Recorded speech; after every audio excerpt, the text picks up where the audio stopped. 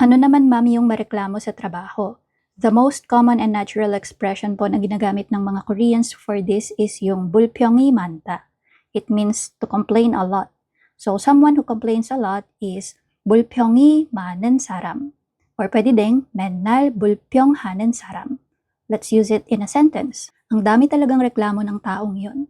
쟤는 진짜 불평이 많아. 쟤는 진짜 불평이 많아. Gamitin natin sa short dialogue in a workplace. Kamusta yung meeting ngayong araw? 오늘 회의 어땠어?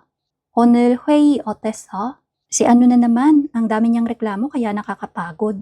또 땡땡 씨가 맨날 불평이 많아서 좀 피곤했어. 또 땡땡 씨가 맨날 불평이 많아서 좀 피곤했어. Ah, ulit na naman. 또 그랬구나. 또 그랬구나. So again, yung mareklamo po, no? 불평이 많은 사람. Palaging nagrereklamo, 맨날 불평하는 사람.